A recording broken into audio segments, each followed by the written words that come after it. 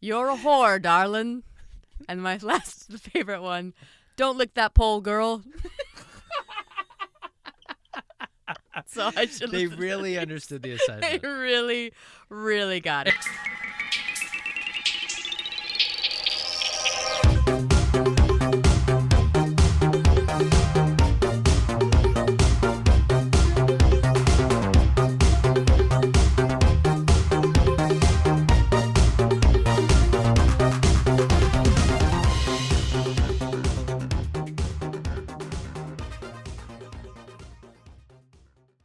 All right.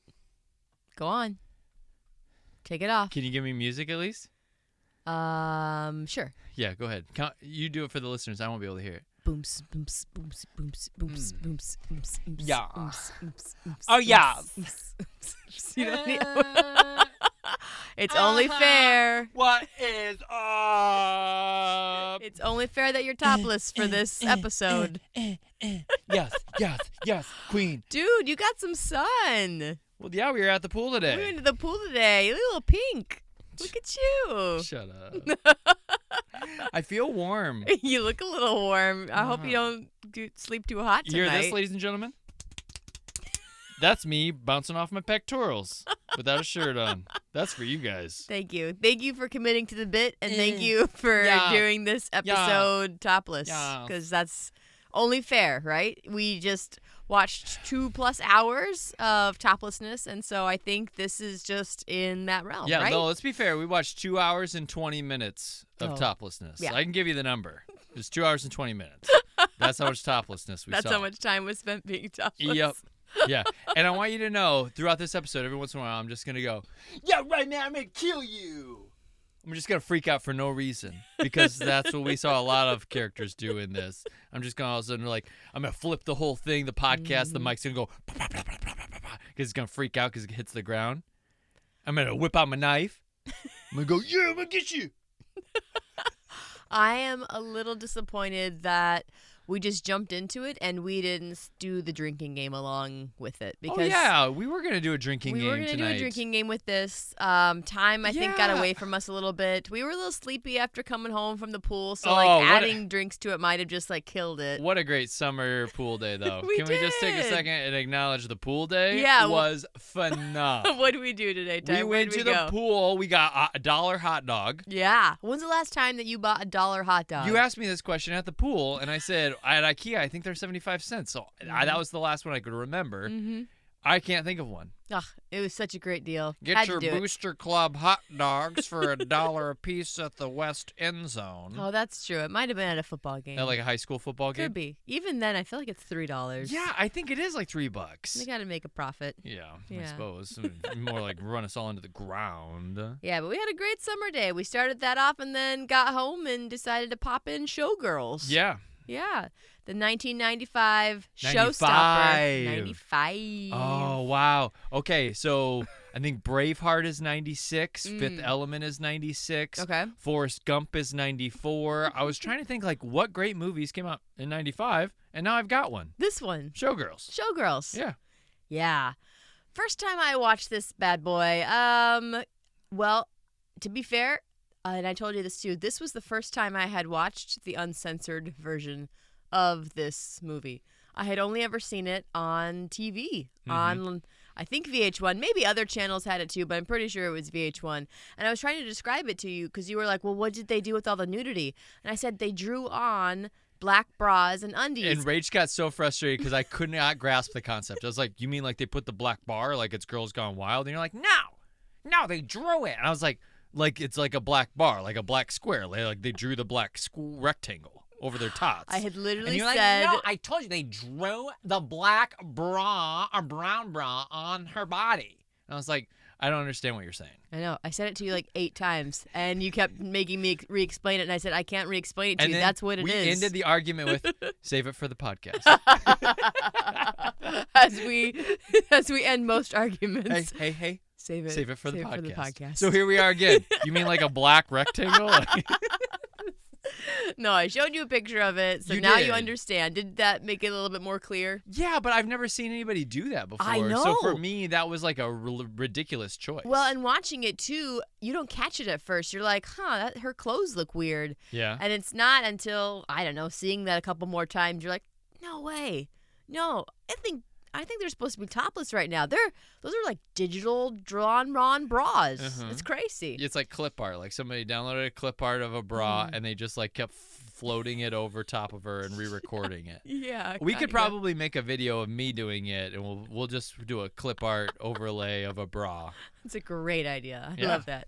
I'll be honest though, I can't believe I was able to watch as much of this as I did. And I was probably in high school or older when I watched some of this, but I would have watched it at home, and I can't believe that my mom or dad didn't walk by and were like, ew, Rach, what are you watching? Well, I mean, if you were in high school, you never know. The parents are probably out; they're away, and That's so true. So it's time Honestly, for the I mice probably to watched it play. when nobody was home. And That's a good point. I feel like I've seen maybe 10 minutes of this movie before because it was on VH1, Mm-hmm. and VH1 was like, "Yeah, we play the hits, so we're gonna Movies play that rock. movies that rock, like Showgirls and the Prince movie. Like they just play Yeah, those two Purple movies all the time. Rain. Which I'm not a fan of the Prince movie either. So I haven't seen it in its entirety, actually. really, Yeah, the we should probably acting put that is on the list. atrocious. Is It it? is wildly Worse bad. than this? No, Mm. I don't know if I can say it is. Is it Showgirls bad? No, I actually think because they're trying. Mm. I mean, not that this movie's not trying, but like, no, the Prince movie I think gets a little more kudos from me. Okay. Yeah. Okay. They want to be good. They're like community theater actors who are working their ass off up there. Who? The Prince movie, The Purple Prince Rain. movie. Oh, okay. It's like you want to be good so bad, but you just don't have the resources. Nobody's taught you. You guys just don't know what you're doing yet. But there's a world out there where you could get trained and you could be really good. Hmm. But you can't say that about this movie, I don't think. No. It's so hard to take you seriously without your shirt on. Yes, yes. God, jeez.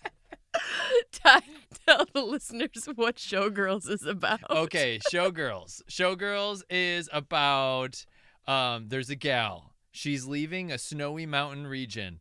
We know where she's going because there is a sign. Probably she's in Denver at the time. And she looks at this sign and it has no other locations that are up ahead except for Las Vegas and 350 miles. Unlike any sign I've ever seen on the side of a You've highway never seen ever. a sign like this before. So we know One way. But we see it again at the end of the movie when she's leaving Vegas to go to LA. And it's like, hey, Las Oh. Vegas to LA, 200 and some miles. Have fun. No stops in between. And so she's going to Vegas.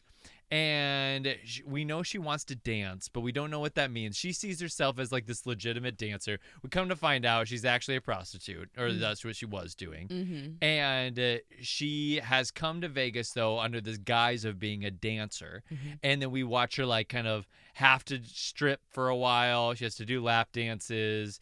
And she's just so crazy. Mm. I kept calling her Hotspur. It's like she's a mercurial substance flowing through her body. She is straight fire, but not in like, yes, you're straight fire, girl. Instead of it's like, girl, you're like, that girl is on fire. Like something's wild going on with her. Like she literally has fire spewing out of her veins. Mm-hmm. And she just freaks out for no reason on everybody. But everybody also forgives her. And they're like, yeah, you're the sweetest. We love you. And they give her all kinds of opportunities. She rises up in the world, but she's also in this world of corruption in Sin City. Mhm. And then she gets on the big show. And the big show is like, it's Showgirls, baby. It's like what you imagine Moulin Rouge to be. It's like they're naked, but it's also quite the show. Yeah, were you impressed with the dancing at the I'll Stardust? be honest, you're going to Vegas in like a month, and I'm like, dude, I think you should go to a show like this. Like the production qualities, there's lightning and volcanoes that explode, tons of special effects. Yeah. And yeah, the girls are nude and the guys are dancing around and they're like whitey tighties, but I'll be honest, it was a thrilling show. Mm-hmm. I was into that. I was like, this is a cool show. You should all be proud of the work you're doing. There's some legit dancing, crazy turns that are happening. Oh, yeah. Like these girls and guys are talented. Mhm. I was like, they're legit dancers. Yeah, But yeah, that's they true. happen to be naked. And so, it was a stunning show. Mhm. But there's this other character who is like her big nemesis, who's also older than her, who she's like the younger version of. And yeah, the story is just about how she kind of like steals the mantle away from this older actress or performer girl. Mm-hmm. And it gets corrupted by Vegas. But at the same time, she is also like so crazy that she's already corrupted. Mm-hmm. I don't know. It's weird. I'll be honest. It's really weird, you guys. I thought it was going to be a good time. And it was so wild. My mind wanted to explode at times. I was like, what the heck is going on here? Some of the dialogue is like so shoddily crafted. Wild. And some of the lines, I'm like, you just wrote that, like, what's the craziest shit this guy could say to her right now? Mm-hmm. Let's put it down. And his buddy was like, oh, they're wasted. And they were like, oh, that's really good. Mm-hmm. And it didn't have any. I thought it wasn't clever. It wasn't a clever script. Mm-hmm. And I know it's the guy who did Basic Instinct and Verhoeven. Mm-hmm. And Basic Instinct is so interesting. Yeah. Sharon Stone is so interesting. She's fascinating to watch. Oh, she's magnetic. And I just felt like, what was it, Elizabeth? What's her name? Elizabeth Berkley. Berkley, is our okay. lead in this. Berkley is like no Sharon Stone. She's just off her freaking rocker. She's not interesting, and it could be on Verhoeven, could be on her. I don't know. We'll have to find out when Rach tells us. But this is not Basic Instinct, is what I'll say. I would watch Basic Instinct 5 times rather than this one more time. I would watch one this day. again with the drinking game. I'd watch this again. Yeah, easily. I would too. I would watch it again. I'm not saying I wouldn't watch it again, but I'm saying if I got a choice, I'd watch Basic Instinct 5 times in a row rather than this one more time. I think I could get you to go to this again if we went to like a midnight showing of this, Oh. where they have the things that you're supposed to do. Like, okay, when he says like this Rocky line, Horror. it's just like Rocky Horror. They Yeah, have a I'd whole get thing into set that. up. You'd have a good time doing that. I could would. get you to this again. I would go to that. That's true. All right. Well, I know we're already jumping ahead to the end, and we will get there. I can't help it. It just I'm her right now. I'm like I Elizabeth know. Berkley. You're Flying off the jumping. You're handle. flying off the I'll handle. go crazy. I'll kill you. Gosh. The first time she goes absolutely bananas. Well, not the first time. The second time she goes bananas. The first time she goes bananas, she starts like hitting and slapping this car. The second time she goes bananas, it's when she's opening the ketchup and she's putting it on her fries. Yeah. And then she just throws the fries in the air after she like takes 2 bites. It's like, oh my Dude. gosh, what are these choices? It's like every choice. Verhoeven was like, I need every choice to be the most extreme choice of the human condition. Like, Yeah. just do the craziest shit you've ever thought of in your entire acting career. Just go for it. Yeah. Balls to the wall. And she was like, oh, I'll do that. I know exactly what you're asking for. I mean, I don't want to spoil it for you, but you're not wrong. That is, we will get there, but that is more or less how this came to be. It was wild. All right, let's hear some taglines. Sex, seduction, and betrayal. Oh, yeah. Leave your inhibitions at the door. Beyond your wildest dreams, beyond your wildest fantasies. I'm trying to jazz these up a little bit. I if you got couldn't it. tell. The show is about to begin. I like that one. That's a fun one. There's a lot. I got double Oh my the amount. gosh. There's like 5 more. Oh, sweet. Sensual, controversial, available. Okay, yeah. The most controversial movie of the year is here. I mean, I believe that. It probably was. The side of Vegas you were never meant to see. Mm. And the last one, and this was for the re-release, The Girls Are Back in Town. Nope. No. That's like Crossroads 2. I don't want it for that. No. Did you have a favorite out of those? Yeah, it was the one that I pointed out. The show is about to begin? The show is about to begin. Yeah, I think that was one of the main ones that they went with a double. They went with, it said, leave your inhibitions at the door, and then the show is about to begin. So they were kind of like staggered. I can see those together, but leave your inhibitions at the door is not good enough. Yeah. You can see the, before it started, you saw the cover for this, Oh right? my gosh, the cover I've known that cover my whole life. Have you really? I haven't even. Explain it for the visually impaired here. I tell Rach this, I tell the podcast listeners this. I've seen a lot of parts of movies because I was a naughty little boy. And this is a movie that I haven't seen any, besides that 10 minutes on VH1. I haven't seen any of the naughty stuff. I didn't know anything. All I knew was the cover. And the cover is, like, imagine 2 big, long sheets, and you don't even see a face. You just see, like, below the neck. You see Elizabeth Berkley's face. Oh, in some of the shots, I haven't seen her face. Oh, okay. Where it's just, you see almost, like, just the chin and lips. Sure. and then you see like the it's almost like she's wearing a robe, and the robe is open. Yeah, it's but like you don't see two boobies. curtains, essentially, is what it's supposed to be. And she's sticking her leg out of the curtain, and it kind of makes an S with her body line. It's very seductive. It is. It's actually based off of a famous photo or an artist, actually. And I didn't write down any of that because I didn't think we were going to get into that. But I'll just tell you that is. I'll show you it after this. It's like almost verbatim. Looks just like it. It's just a. Is it just as saucy? It's a bit more. It's less sexy and more artsy, if that makes sense. So is the gal naked still? Yeah, or the gal's is the guy or whoever? Yeah, I think it's a woman, and yeah, she's still naked. You don't see anything necessarily, so it's the same like cutout, but it's less like sexy and more sensual, I guess, or just, I don't know. It looks like art. You can just tell the difference. The expression on her face is less like a porno. Yeah. Does that make sense? For you were talking about Elizabeth Berkley or this other painting? The other painting looks I was less like, Elizabeth pornographic. Berkley, no, it's not less pornographic. No, this it movie is straight up porn. You know what this movie's going to be. It's Yeah. NC-17. Yeah. Look at the cover. The only thing you're going to be surprised by is some of the violence. Mm-hmm. But everything else, a lot of violence. Everything else, you're going to know exactly what you're getting into, pretty much. Oh, they know exactly what we're getting. Yeah. Yeah, like is that why you were seasoned so peppercorn. shocked the whole time? I mean, I was, because of all the violence and all the weird shit that people said to each other. Mm-hmm. Those lines, was man. Insane. You know, what is it that you think you do? You fuck them without fucking them. That's what you do. Well, it ain't right. You got too much talent for it to be right. Get out of here! Bitch, I'm telling you the truth. Yeah. I know a lot of Verhoeven movies. Mm-hmm. You do. I mean, I don't want you to spoil your format. we can talk about Verhoeven a little bit. We'll get back to the writer because that's how this all started. But Verhoeven, like, just to throw out for people who want to get a taste of his stuff, like RoboCop, Total Recall, Basic Instinct, those were all before this. So Starship Troopers. This was after that, or Starship Troopers was after this. Yeah, that's rather. in '99, I think. So he's riding high on the hubris train. Like, I feel like he's killing it. He's probably thinking he can do no wrong with this, which is also probably why this gets greenlit with him a part of it. They're like, yeah, this is fine. You're a genius. You guys remember Basic Instinct? We were That one worried was about awesome. Basic Instinct, but you proved us wrong with that, and you'll do it again. How good was Basic Instinct, though? Oh, very good. Like, Very good. 1 to 10, what is Basic Instinct for you? Oh, I don't know. I don't know if it's that good, but like it's captivating. I'd watch it again. It's like a 50 or 60%, I think. Yeah, I was gonna say It's very good. It's like a 6 out of 10. Like it's pretty good. That's pretty good. Yeah. It's crazy. Yeah. It's pretty good though. So the writer, Joe, I should have practiced saying this name before. Ezertas. Joe. We'll just call him Joe. Joey. We'll just call him Jojo. Jojo the writer. Oh boy. Had finished working on Basic Instinct as well. Oh, okay. With our Verhoeven. Uh-huh. So they had collabed on that already. When he got this idea on vacation, he was in Maui in Hawaii.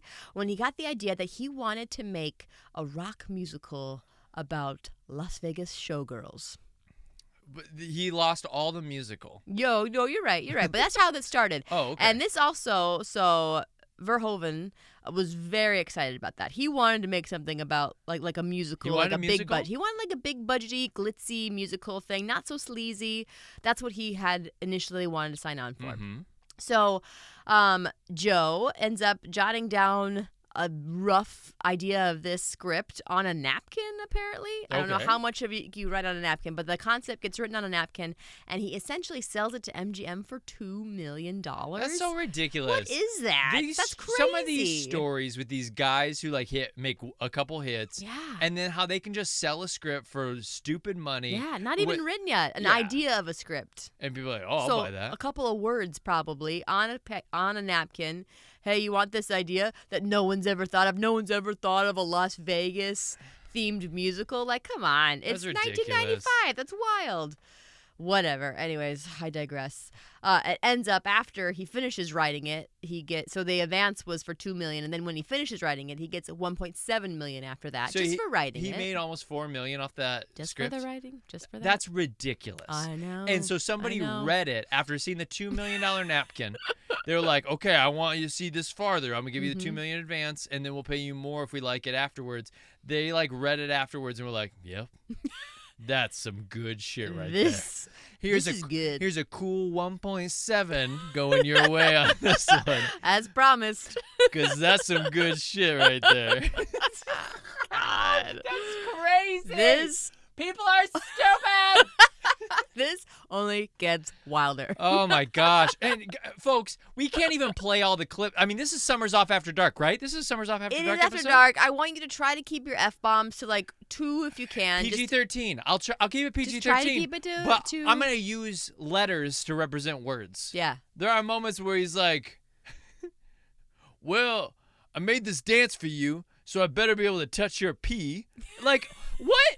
What are we? And this is a character we're supposed to like. This is like, Oh. Pause on that. you don't think we're supposed to like that character? Are you supposed to like anybody in this? Well, I mean, not really, but like, I think there's one person you're supposed to like, and she gets brutalized. Oh yeah, the friend. Yeah. Yep. Yeah, we'll get to that later, her too. overall's friend. But and for he's so the cute. most part, when you're watching this, think about Starship Trooper. Like, there's... I love Rico. What are you talking about? I love All right. Diz. Bad example. I even don't hate Carmen. No, not Carmen. What's her name? You know what I'm talking about, the hot one. Denise Richards. Denise Richards. Yeah, not Carmen Electra. He's not Carmen Electra. Might as well be. God. They're both so hot. No, I like everybody in Okay. Starship Troopers. Sorry. That was a bad example. Bad example. RoboCop. I love everybody. He's a great Okay. guy. Basic Instinct. I just- Michael Douglas is a little weird. I think you're Sharon not Stone's supposed a to little like freaky, anybody but I like in him. this. Okay, I'm focusing. So, our writer, Joey, did say that he did write this during his first divorce, and it was the most tumultuous, turbulent time of his life. Okay. I say that is not an excuse for what you did, Well, but you know what? good to know. I don't even know how much I'm going to blame JoJo on this one. Yeah, that's I feel true. like I blame who bought it. United Artists, is that what it was? UA? MGM. MGM. Okay. Mhm. Yeah, I blame MGM on a lot of this. Yeah. It's their So fault. Vanderhoeven, that's not his name. Verhoeven. Initially, once the script was written, he wanted to pass on it. He said, "No, that's not what I was thinking we were making. I thought we were gonna make like a fun, glitzy musical, Musical, baby. something more fun than that." Baz Luhrmann-y, you know. Yeah, but he ended up agreeing to sign on for it as a favor to his buddy Joey because they had a failed movie attempt that they were going to do. It was this movie called Crusades, and it was going to have Arnold Schwarzenegger in it, but that production company went bankrupt, so they weren't able to bring that to fruition. So here's what's so interesting. I wonder if that was about the actual Crusades. I don't know. Because That's a if great Arnold question. was in a period piece in a suit and armor trying to free the Holy Land from the Muslims in the 1000 or 1100 AD, that would have been incredible. And I'm so sad that that did not happen if that's what it was. Yeah. No, you're not wrong. I would be mourning more about that than the divorce. I'd be like, man, Yeah, missed opportunity. That was going to be huge. He was feeling really bad for his buddy. Obviously, his buddy's going through a divorce. They lost the Arnold movie about the Crusades, and so I think he was like, "Okay, I'll go on this journey with you. We'll make that a thing. Yeah." So he actually demanded that this be an NC-17 cut. And Wait, Verhoeven did? Verhoeven did. He Not didn't. JoJo. No, Verhoeven, the director. Verhoeven wanted this to be NC-17. He said, if I make this, I want it NC-17, and I want control of the final version of this. Wow. He wanted this so bad that he deferred 70% of his normal salary for this and then agreed to only get 30% if the movie was successful. So this is like a passion project in some ways for him. Like, 'cause he wants to have like the Wow. final, I think he felt like he had other... maybe it was Basic Instincts where he felt like he had other versions of that were even like he had to really More pare it scandalous. down Yeah, yep. for the studios, and he said, "I'm not doing that again. I'm going all the way." And I think he did. I think he went all the way. You got to have somebody to reel you in. I'm telling you. I know you think it's good. It's the warm piss analogy. You piss in your pants. It's nice and warm, but that's going to be cold soon. Well, before we get into cast, let's talk about that rating though, because this is a good segue. So NC-17. So NC-17 for 1995. Do you feel like compare that to like what we see today? I'll just go first. I don't feel like this is NC-17. I don't know what NC-17 is necessarily because this is the only one I've really ever seen. But to me, this didn't feel all that much more graphic necessarily Than a rated R? than like no, not necessarily rated R, but like a Game of Thrones. Like think about where TV has gone Sure. recently. Yeah, Now the rape scene is extra brutal in this. Yep. And so that maybe be like the piece that throws it over, and maybe there's a time limit too on how much nudity How you much can show. thrusting you But can like, show. Yeah. but we didn't have male full frontal. No, we and didn't see not any that weens. but that is different. I think. We just for saw a butt, things. a freshly shaved butt. That's all we saw. Just saw that. So to me, I don't know. Maybe there's a rule with the minutes that it has. I think it's about the thrusting and the like gyrations. Okay. I think that's The a big thrusting thing and for the them. gyrations. I think Okay. they were like, this can't be just normal rated R, because rated R you can see people naked a lot. Uh-huh. That's fine. But when we see movement, when we see them like dry humping with each other, Uh-huh. I think that's what makes it go to NC-17 when that happens too long. I think they're cool with it for a little bit. Sure. They're like think about Original Sin with Angelina Jolie and Antonio Banderas. When they're actually having sex. They're actually You're having sex. actually Or watching Monsters Ball. pornography. You're if watching you think about it but in that you way. only see it in one scene, Mhm. really, one major scene, and then you see it for like a minute, maybe tops. Yeah. In this movie, there's multiple scenes that are long, and I think it probably just crossed the threshold. They're like, hey, this is beyond R now. You're going to have to pare these scenes down if you want R. And they're like, we're not paring them down. They're like, then we're giving you the 17, baby. She's gonna do the thrust into the back bend, the Sharon Stone back bend. It was crazy. So, the pool scene is what I'm talking about. oh my gosh. And she's like splashing around like she's like a fish or whatever. I'll be honest. I wasn't even that. There's a lot of this movie that I should have been turned on. Like I should be a dude who's looking at a lot of tots all for the last 2 hours and 20 minutes. I should be like, yeah, this is a wild, fun movie. I love that. But I really didn't feel like that almost the whole movie. Did it desensitize you to it because it was so much all the time? Maybe, is that a commentary but it was on also like how she used her body. Mhm. Okay, so you'd say like you'd see her She naked. meaning Elizabeth Berkley. You'd say like, oh, she's hot. Mm-hmm. But how she uses her body isn't that hot. She kind of like is like a little awkward with her body. And then when she is sexual, she's so like violently sexual that it makes me just like scared and weird. And I'm like, I don't think so. And so then it's not sexy at all. It's just like, oh, I feel weird about this. I don't really want to watch this anymore. And which is an interesting. She's not very sensual. She's a bit more robotic in that. Yeah. And I feel like maybe that. She's like a monster. She's like, sure. she'd be like if you found a sexy troll in the woods who wanted to have sex with you. She's like, yeah, come on, let's do it. and you had troll sex. It's like really violent and like everyone's flopping around and splashing in the water. Maybe she's a water troll. Oh my gosh. Things I did not know you were going to say on this podcast. I didn't see us going into troll sex. But Well, here we are. How else would you describe it? I don't know. What's another creature? I don't Because it's got to be a creature. know. It's not a human. It's a creature. I think it's a troll. I've literally lost control. I don't know where this is You've going lost anymore. Troll. Troll. Oofda. Yeah. All right. Splash, splash, It was just nuts. It was bananas. Everyone, you know what scene we're talking about if you've seen it. I don't know. I thought she'd throw her back out doing that. Yeah, I think it would have hurt her. I think it would have hurt her too. But she had lap dances where she was also, like you said, doing the Basic Instinct back bend thing while she was supposed to be having sex too. It was wild. It was wild. Here's what I will say to people. You need to go to Safe Search or not Safe Search, but you need to go to Incognito so it's not on your YouTube history. But just go to YouTube and just watch a couple scenes of it. Sure. Like, it's going to be wild. Make sure your kids aren't around. Make sure your parents aren't around. No matter what side of the spectrum you're on. Kids and parents cannot be around. You'll get an ick from either side. And you need to see a couple of these scenes because it's trolls. They're wild trolls.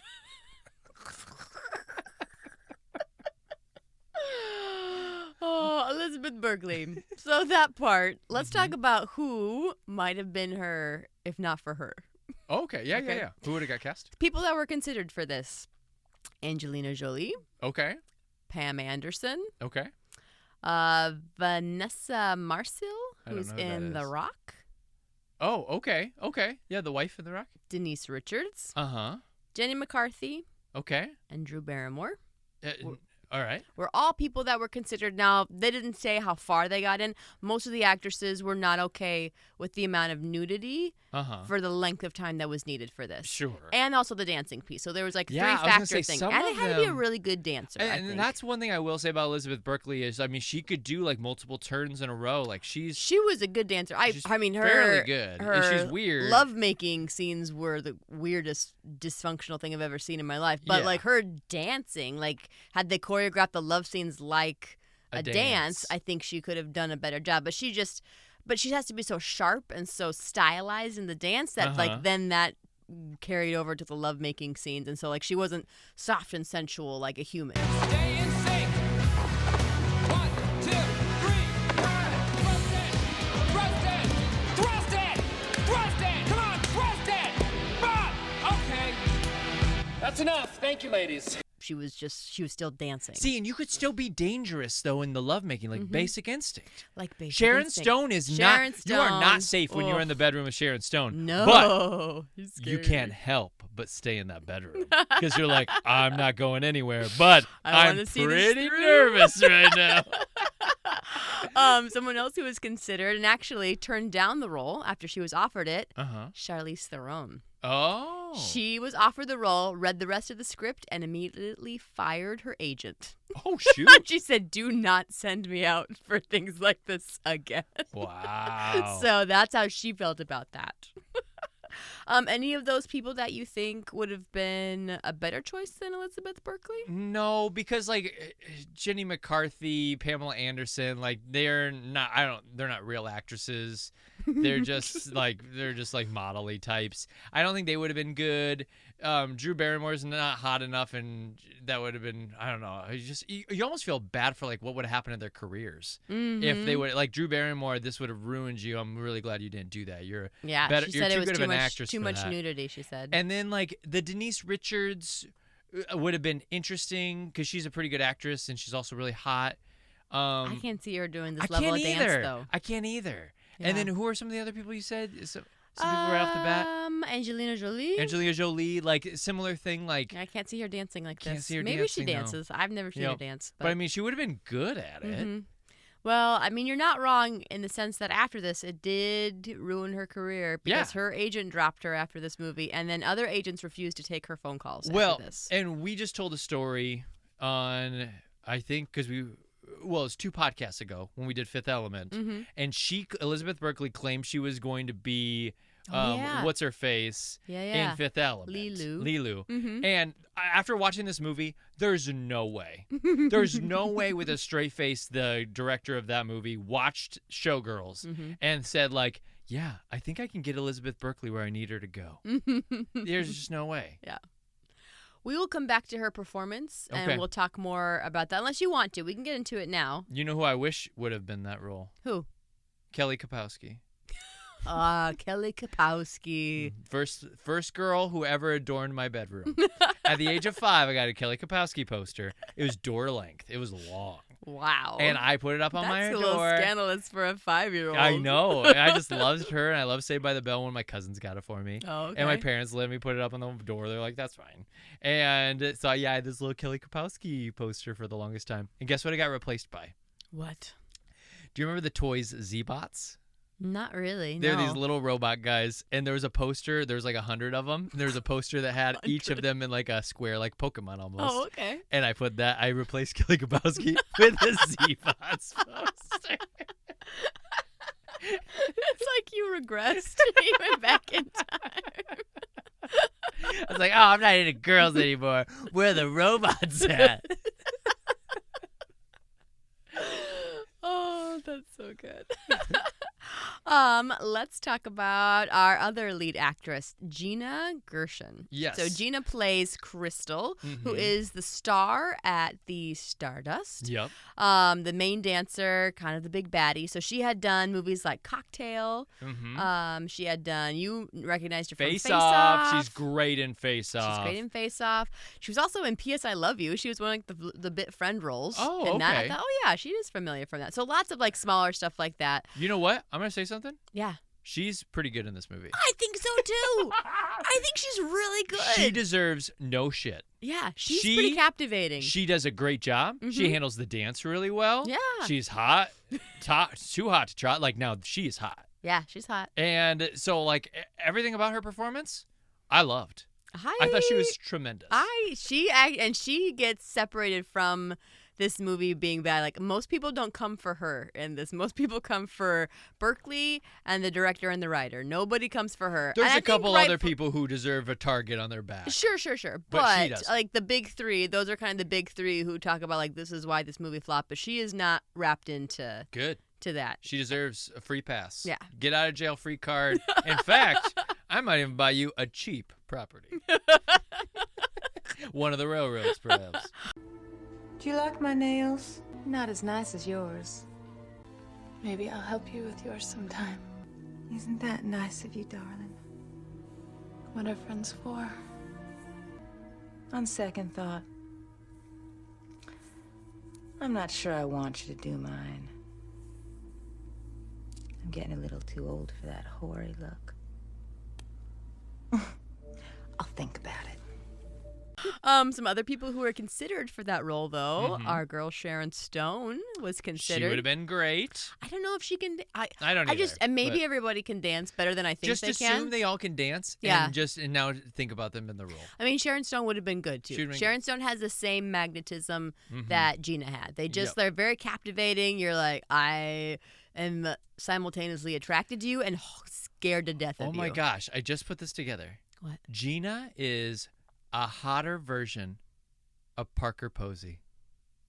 What? They have a similar mouth. Yeah, maybe. And dark hair. They have a wide smile. They have wide smiles. But I don't know that I would say that. I think she looks more like Eva Mendes than Parker She's Posey. like mix Eva Mendes and Parker All Posey. right, I'll together. go with you on that. That's good. Yeah, I that's like pretty that. good. That's good pretty job, good. Rach. Good job, Together. us. Look at us. Somebody else who was considered for the role but had a lot of input that the director didn't want to take was Madonna. Oh, okay. Madonna was considered for it, but she had a lot of ideas about the script and things that she wanted in and out. And I they're remember like, that with League of Their Own. oh, yeah. She was kind of a little pill to work with on that, too. She's an independent woman with a lot of ideas, I think is what you meant to say. Yeah. No, I'm just telling you It's what the League possible. of Their Own people said, that she was kind of hard to work with. Rosie O'Donnell did not like working with her. If you go back to that episode, I don't think. I don't think that's true. I think they're like besties. Oh, maybe I'm wrong. Yeah, they're besties in I'm and out telling of you, it. somebody didn't like working with her. Go back and listen to that episode. Probably a couple of them. She was but tough to work with. Sure. I got to go back. I did the research and I cannot remember. But Gina almost blew the audition, the dance audition. So she was Okay. pretty confident in her ability to dance. But she ended up getting to the dance audition a little bit late, and so she didn't have as much time as she wanted to stretch out. Yep. So she ends up tearing her hamstring in the middle of her dance audition. gosh. It's like her final dance audition. Yep. She tears it, and she kind of freaks out a little bit. And then she said that she has like what she calls a crystal moment where she just stops and says, "You know what? I'm not really feeling the dance today. I'm not gonna do this today." And then leaves. And the people who are auditioning her are kind of like, what? Like, can you do that? So she kind of pulls like this diva moment. She gets outside. She starts bawling. She sees Elizabeth Berkley in her car. Like, the two of them are talking. Elizabeth, I think, already has her role. Oh, okay. And Gina's just like sobbing. She's like, I just pulled my leg. I can't go in there. I'm going to hurt myself more. 3 weeks later, she gets to come back, kills the dance audition, and gets the part. Wait. But she tore her hamstring. Well, enough that it was hurt. Like, maybe Did it she wasn't just like a pull a tear. hammy? Maybe she just pulled a hammy. She pulled a hammy. She did something where she couldn't keep dancing on it because it Sure. was going to do, like, she Yeah. said to herself while she was dancing, I have to stop, otherwise I'm going to hurt myself Yep. big time. Mm-hmm. So, But it was enough that she healed within a few weeks. enough though. that she healed within Okay. a few weeks. And that word, like, the director didn't know that this happened. Mm-hmm. This was a story that she just kind of, like, tried to hide from him because she didn't want to seem like she was difficult to work with. But Sure. she's just like, I can't do this right now. Well, good for her. Yeah, well, she I'm still gonna- got the role, you know so what? it's great. I'm gonna do that from here on out. Like, oh, I'm here for Spam-A-Lot callbacks, and then I'll do like a couple moves and be like, you know what, guys, I'm just not feeling it. I'm not feeling this today. I love your dance choreography that you made up, but like for me in this moment right now, I'm just not feeling it. Yeah. I'll send you a tape of what it would look like. What did you think of her accent work in this? I liked it. Mm-hmm. I thought like the Southern thing worked for me. She had the little cowboy hat or whatever. I don't know. I had no problem with it. Darling. It was much better than Gary Oldman's in Fifth Element. Well, yes, His Southern dialect yes, it was atrocious city, but like I liked what she was doing. For I thought Gina sure. was fun. Yeah, the director didn't want her to have an accent, and so she said that she thought that the character should have one, being from Texas and kind of just how it's written. It For says, her. yeah, She Darlin's says in there darling a all the lot. time. Yeah. So what she said that she did is she kind of just around set would just like have like a little bit of like a Southern like Like it's sneak her in thing. every now and then. And so then she hoped that nobody would notice it then when she was on stage. Yeah. And she would have it. But she does say she does regret there are certain phrases that she really wishes that she could go back in and ADR herself and fix her Texas accent sometimes. Yeah, I just took it as like whenever there was a drop that it was kind of subtle. Yeah, It didn't bother honestly, me at it all. didn't I bother thought me like, either. no, she hit it at the right amount. Because you don't want to overdo it. Well, then you yeah. get Gary Oldman. Because you're not in the South right now, No. and she's somebody who was there but isn't there anymore, and Yep. so like you, like any accent, it slips in and out, and Yep. you lose it sometimes. So I thought it was pretty natural to be I thought honest. so too. but- I mean, Rach, when you talk to people with an accent, you take it on. And so, I mean, like maybe that's do. what she's like when she gets tired or It's she gets off work, terrible. she slips back into it. And if you were talking to her, you'd start saying y'all. I'll just start parroting her. Yep. Let's talk about Kyle MacLachlan. Okay. Kyle MacLachlan. So we know Kyle from Twin Peaks. He's in Charlotte's Sex and the husband City. in Sex Charlotte's and the City.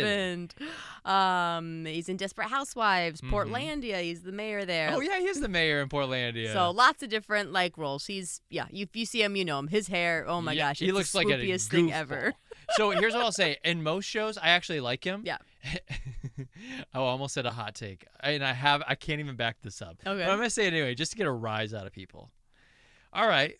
So listen to this, everybody. Oh no. Haven't seen this in probably 20 years, but from my memory recall of this, Oh, I know where this is going. I think he's a better Atreyu than Timothy Chalamet.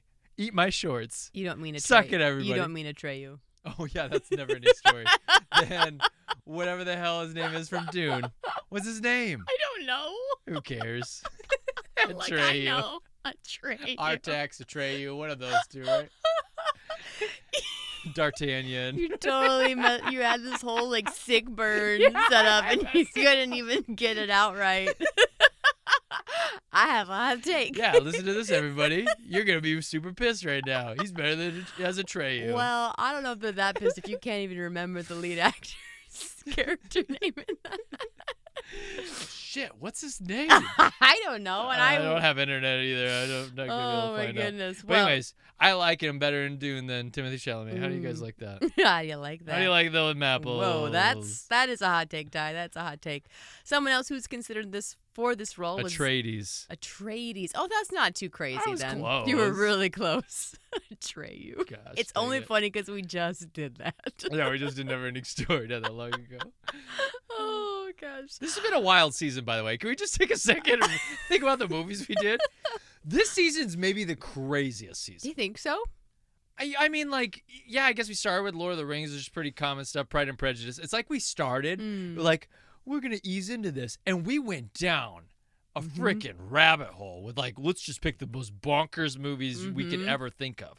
Yeah. No, you're not wrong. It I got don't wild know what that fast. says about it as a season. If we just saved all the craziest for last, if like we didn't don't want to know. watch these films either, and so we were holding off. No, I wanted to see these though. These Yeah. were I have a lot of really good ones that are in the back of my mind still. So yeah, I don't know. I think it's just all natural. Very good. Somebody else who was considered for his role, Dylan McDermott, Okay. was the other one. Who's Dylan McDermott? Oh God, what am I gonna? Gosh. Do you know him from anything? Yeah, but he's more of like a '90s baby. Okay. He's It's okay. We don't have So to. many things. There was a lawyer show that he was a. Oh my gosh, I can't think. He was a lawyer in it. It was a big '90s thing. It's a lawyer show, and he was a lawyer in it? He was the lead lawyer in it. Uh-huh. It was like a Anything else you can tell me courtroom about it? drama show. It's called like not Private Practice, but Private Law or something like that. Oh. What's it called? Yeah, yes. What's yes, it called? yes. What's it called? I mean, there's this FBI show. I know The Practice. The Practice, not Private Practice. The Practice. Yep. Ha-ha! And he's in Steel Magnolias. Yes, Mhm. that too. Yep. Yep. He's the husband there. Yeah, he looks like a more serious version of Greg from Dharma and Greg. Okay. Very thoughtful. Oh, gosh. So when Kyle first saw this in the theaters, he was horrified. He should be. He should be was- horrified with his performance. He thought as well, it by was the way. terrible when he saw the first scene. There's a direct quote. He said, "I was absolutely gobsmacked." I don't know if he's British. He might be British. Who says gobsmacked? Yes, this is horrible. Horrible. And it's a very slow sinking feeling when you're watching the movie and the first scene comes out and you're like, oh, that's a really bad scene. But you say, well, that's okay. The next one will be better. And you somehow try to convince yourself that it's going to get better. And it just gets worse. Mm-hmm. So he, throws himself in there too, for sure. I'm glad. But he deserves no pass. He is not good. He's This not is the good worst either. I've ever seen him. I would agree. He is bad. Now, I will say he's not as bad as others because he doesn't do as much. And here's what I'll say. He, compared to the people around him, he seems like he's good. But when you just pull his performance out, you're like, no, that's a bad performance. But he has such atrocious people spiraling around him Sure. that it makes him look good. But his problem is he's working opposite also for the best actress of the whole thing. Yeah. And so she makes him look like a clown Yeah. at moments, She too. makes everyone look like a clown. She's I so think. good. Greta, is that her name? Gina. Gina. Gina is her name. Which is confusing because her friend, in that Molly, the character Molly, that actress's name is also Gina. We'll get back to her in just a second. Molly. Who's Molly? Molly is the friend who's the Oh, wardrobe the friend gal. with overalls. Yes. Okay. Yep. Yeah, Kyle, man, it is bad. And his hair is so ridiculous. His hair is crazy. He looks like an anime kid. He hits on something that's so interesting, though, is like he didn't know it was bad until he watched it. And that is a common theme. Nobody knew, and like Gina would say the same thing, nobody knew it was going to be this bad until the final cut. Like the dailies came out and they were like, yeah, okay. But when you put it all together, it's awful. Here's what I'll say, though. That means that the actors went into this process like they were doing Shakespeare at the Old Globe back in the 1500s. They received their role on a piece of parchment that only had their cue line and their lines on it. And that's how they studied their part. Because if they got the script and they read the script, there's no person who has half a brain cell who would be like, after reading the script, like, yeah, I think it's going to be pretty good. There's no way. And so Gina can say that all she wants. He can say it all he wants. If you read the script and didn't just highlight your lines and memorize them and that's all you did, then you had to know. There's no excuse. Yeah. I don't know. Now, to be fair, how bad it is has changed in the public's eyes since Okay. this has come out. We'll get into that later. Oh, I'm sure it has a cult following. Oh yeah. But even Yep. more than a cult following, people have re-examined how they look at this film. And I'm sure there's a way that you can really dive deep and see the Mm-hmm. complexities of what the storytelling that's going on here, and you Mm-hmm. can make something out of nothing. But here's what I'm going to say. You are, number one, you have to work at the level of like a PhD in chemistry to do it. And so have fun doing that. But that's a waste of everybody's time. And then number two, you're going to kind of be making shit up. You're a mage. You're trying to create something out of nothing. Because I'll be honest, the guy who was writing this had a couple of those ideas, but a lot of times he was just throwing shit at the wall. And so you're really doing an in-depth look at his psyche as he goes through this divorce after Basic Instinct, and he continues to try to push the envelope. Oh yeah. That's all you're really doing. We'll get back to him in a Poor second. JoJo. Poor Joe. Yeah, poor Joe. Well, so some just random trivia. I've got a lot, so buckle up. There was no ad-libbing in this. Okay. There were Stick only to the script. 3 ad-libs total. I don't remember what they were, but there was only 3. It was pretty much stick to the script because the director had interviewed some Vegas strippers for the dialogue, and so some of this is verbatim from the Vegas Strip. Very good. Now, here's what I'll say. You can tell it's not that there's no ad-libbing because some of the lines are so horrible They're so that wooden. you know that somebody who's never spoke to a person before had to write that down for you.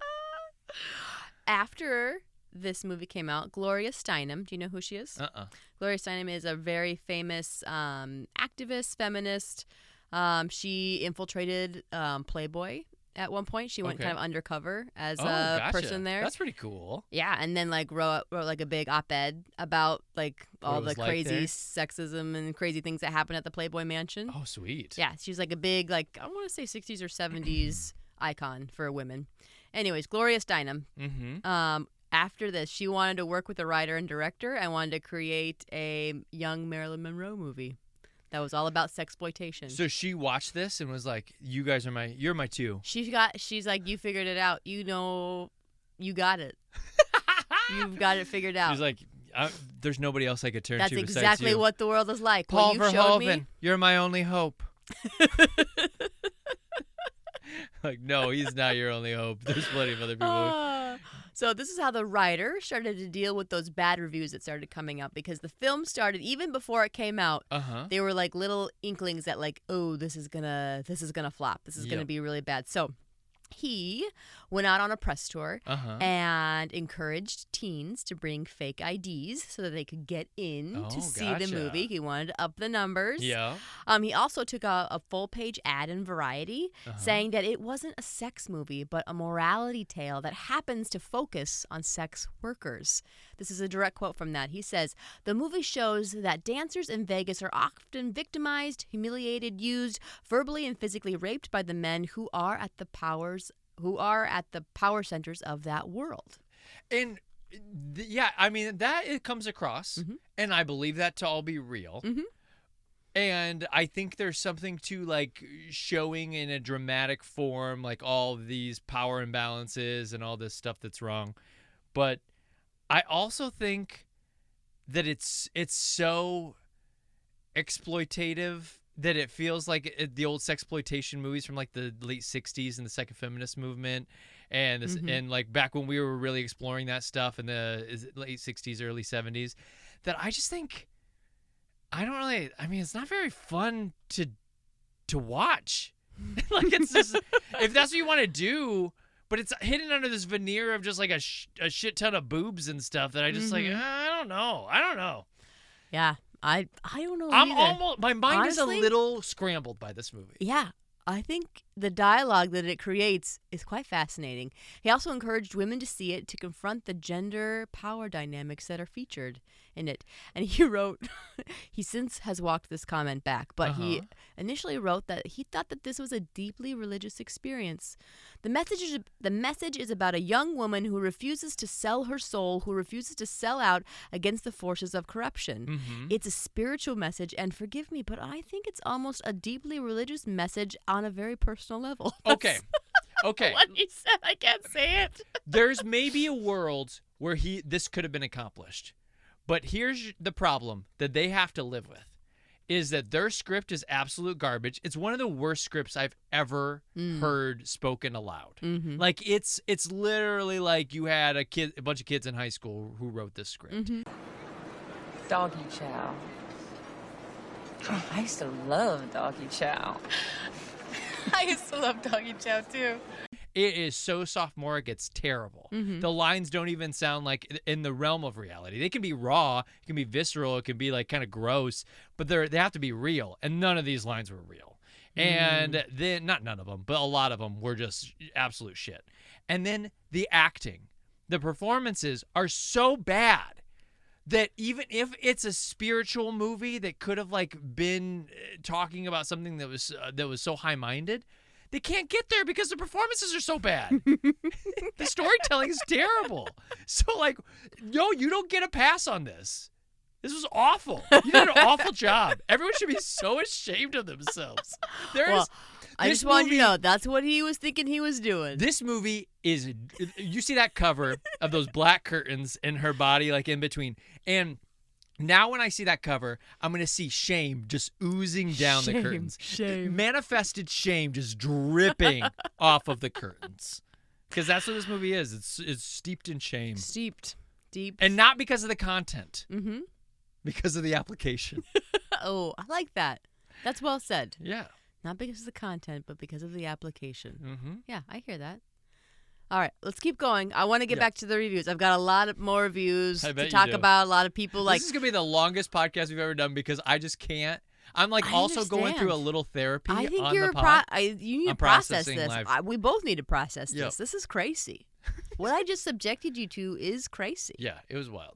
All right, so there is an R-rated version of this. Oh, wow. They had to make an R-rated version because they wanted to be able to have it rented at Blockbuster and to have HBO show it. So I did wonder about the NC-17 thing because I was like, oh, maybe it can't be in the theater if it's NC-17. No, it was able to be widely released. I think it was the only NC-17 at that, or maybe the first one in history to have been able to have a widespread release in the theaters. Okay, but it couldn't So- be in Blockbuster. They had to They tone it couldn't down. rent it, and Blockbuster had to have an R version. And then there were several cinemas who refused to show it too because it was NC-17. Oh, okay. So that probably hurt some of its rollout as well. But it is 3 minutes shorter Okay. than that. Only 3 minutes. Just take out 3 minutes of content, you can have a rated R. Sure. You should have probably just gone with that, to be honest with you. Honestly, probably. Like, I how bet, much different really was it? I don't know. Yeah, and did you need whatever those 3 minutes were? Did you need them? I don't know. I would say actually, I bet you didn't. It was probably her flopping in the water with the troll stuff, though. It's probably the troll sex, and that's probably a good chunk of that rape scene. Yeah. And then Yep. it could have I bet done you're with right. both of those would have made this a significantly better movie. Mm-hmm. I think. Anyways, moving on. There is also the VH1 version, which I told you about, which cut 45 minutes Oh, geez. of this so that it could be shown on TV, And to and added the black bra and undies digitally. 45 minutes cut off of this movie is exactly what it should be. Yeah, It you think so? needs to be down to an hour and a half. There's no reason this story needed to be over an hour and a half. Mm-hmm. Ridiculous. Yeah, I don't disagree. We do get to see some of the dances in their entirety, though. Like, think about that. You don't always get to see the dances in their entirety. And you know what in that's called? movies. Director's cut. Director's cut. That's called a director's cut. It exists for a reason. I cannot argue with that. I cannot argue with that. When they got done making this film, before it was released, By the way, I forgot I still have my shirt off. yeah, you are. Thank you. Thank you for reminding everyone that you are still topless. You won't be as topless as long as Showgirls is, because this won't be 2 hours and 20 minutes, but it will be topless for a long time. Okay, cool. There was a potential sequel that was bandied about. No way. And you saw at the ending. What do they do at the ending that leaves it open for a sequel? She's going to L.A. to She's go be a going movie to LA. star. Do you want to know what the working title was for the sequel? Movie Girls. So close. It was called Bimbos. Naomi Does Las Vegas. Las Vegas. Los Angeles. Oh, Los Angeles. I couldn't read okay. my own writing here. Los Angeles. So it That's had right. a subtitle even? Yep.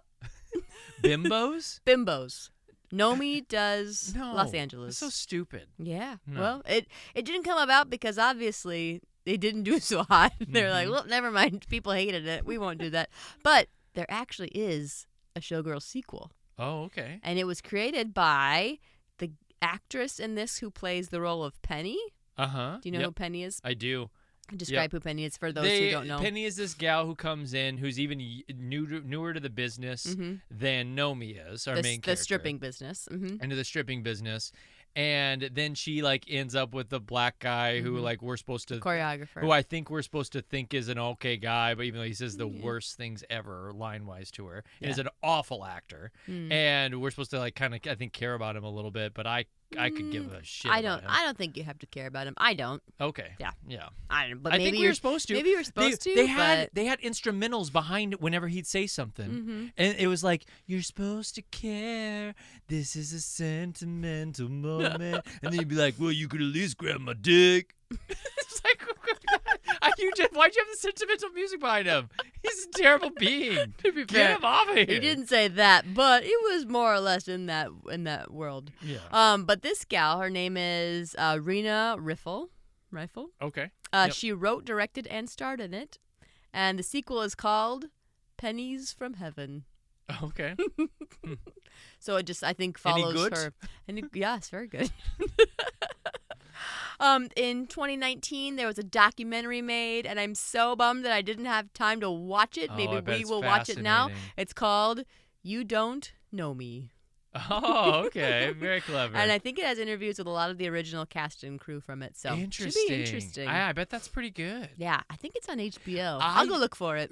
When they do documentaries of terrible movies, Mhm. I think it's actually a fascinating inquiry and deep dive. Yeah. To be like, how did this happen? Yeah.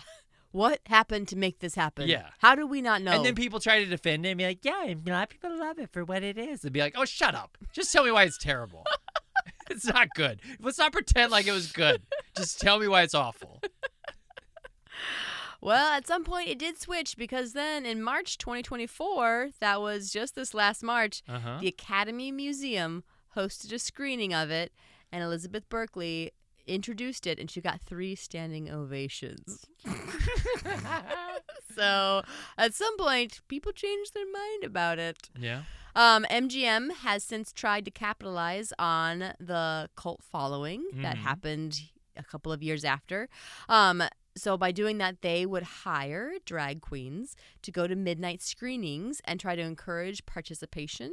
Now, most of these screenings had already kind of happened organically. A lot of, like, the LGBT community just wrapped their loving arms around this film and decided, like, this is camp and we love it. Yes. This follows in it. It's actually a part of what they call the trilogy of camp. Can you think of Rocky Horror. Oh, no, that would be a good one. It's I not? love that. That's not a part of the trilogy. There are 3 Okay. movies, and this is the third of the 3. One was in 1967, the first of the trilogy. Valley of the Dolls. Valley of the Dolls. You Yep. got it. Which is great, by the way. we watched Beyond the Valley of the Dolls, which kind of sucks. Which was wild. But Valley of the Dolls, we saw just clips of. Fascinating. So interesting. Yeah. Wild. That performance, now that's a wild performance I can get behind. That girl's crazy, and I love it. I love So it. Valley of the Dolls, when's the next one? 14 years later. So like 81. 87? Oh, 81. 81. I don't know. I've never seen this film before, but I've heard of it. Mommy Dearest? Oh, yeah, that No More Wire Hangers. Yeah, yes. I just know that quote from it, but I don't That's know all I anything know, else. too. So that's the other one. And then this one 14 years later again, Yeah. weird. Doo-doo-doo-doo-doo-doo-doo-doo, Wow. creates the trifecta of camp. Cool. Showgirls. That's awesome. So there you go. Those are the 3. Now, if you're telling me I'm hanging out with all my LGBTQ friends and we've got drag queens who are leading us through, Yeah. that is an experience I can get behind. Yeah, that would be a good time. Be We'd have a amazing. blast. We should look for one of those. Now that we've seen it, I think we should capitalize on that because then we would know what was coming. Otherwise, you won't know. You will be so surprised at the words that come out of their mouths. But so, yeah, MGM knew that this was happening, and so they would hire drag queens to go to these screenings to help encourage that. And then for the 10th anniversary, they created a limited edition box set that you could buy, a DVD box set, and it included a drinking game, cards and shot glasses, and then a game called Pin the Pasties on the Showgirl. Some of the drinking game rules. Ty, can you guess what maybe one of the rules of the drinking game might have been? Take a drink every time. Gina says darlin'. Yes, that's the first one. Good job. Okay. Darlin'. And then maybe every time she pulls out her switchblade. Oh, that is not on here, but And there's not a ton. honestly, that would be a good one. Anytime she storms off Yeah. suddenly or has a mood or swing. has a freak out. Yeah. Anytime she attacks an inanimate object, like Okay, the yep. fries, the car, Yep. radio, those are all times that she kind of spazzes a little bit. Mm-hmm. When Mama Bosom drops her top. Okay. Anytime Yep. that happens. Yep. Those are just a couple that I wrote down. But yeah, so we could have done that drinking game. Yeah. And then you can also do it anytime you see nipples. But I think That's crazy. that's a different game altogether. That That's just like is- hydrating water. Maybe water drinks would be a good sub in for that. Yeah, that's like when we played Ghost Adventures, and like some of the rules were we It's made so Witch's hard. Brew, which is a really potent alcoholic drink, but very good. Yeah. And I think I puked that night because there's just too much drinking during Ghost Adventures. All the rules were just too much. Much too much. It's like every time you saw a new affliction tea, every time he yelled at one of the ghosts, dude, that's like every other minute. Yeah. So I was constantly drinking. I was It's like, I much gotta too go much. downstairs and puke.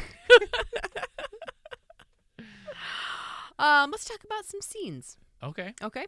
We've got a deleted scene that never came about. Oh, yeah? It involves when Nomi goes to jail after the nightclub incident, where she, is spazzing out again. Another Mm-hmm. woman is maybe coming onto her, and she thinks that she needs to claw her in the face. So there is a Okay. clawing a woman in the face scene. And we in didn't the even jail. get that. We didn't even get that. They deleted that. They said, let's not have her be too psychotic too soon, shall we? Way bummer. Yeah, way bummer.